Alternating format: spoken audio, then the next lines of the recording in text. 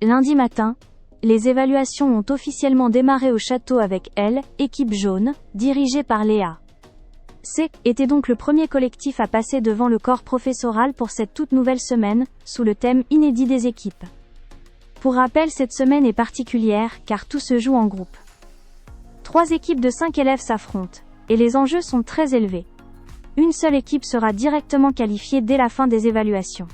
Les 2 autres seront automatiquement en danger aux primes de samedi. Il est également prévu que les 2 équipes en danger s'affrontent en direct lors du prime, devant le public. L, équipe perdante, devra ensuite se séparer d'un ou d'une camarade à l'issue des votes.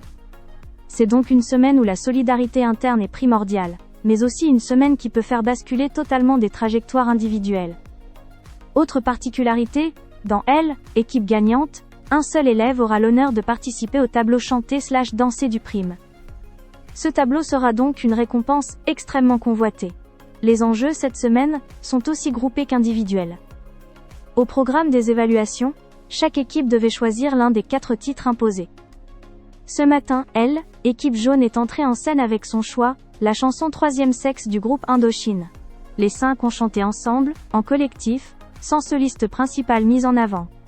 Cette cohésion était importante, non seulement dans les voix, mais également dans l'attitude scénique, car les professeurs analysent aussi L, énergie, le sens de groupe, et L, équilibre vocal. Après la prestation chantée, place aux 2 improvisations obligatoires.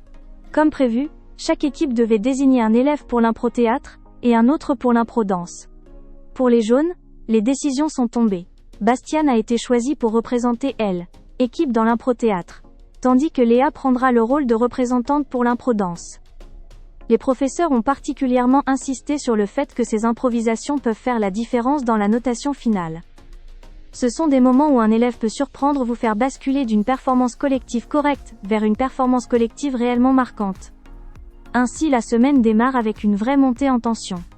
Les jaunes ont donc ouvert la marche avec sérieux, et maintenant toute la question est: est-ce que leur performance collective sera suffisante pour décrocher la fameuse qualification directe, ou devront-ils défendre leur place sur le prime samedi soir? Dans les 2 cas, tout va se jouer titre par titre, impro après impro.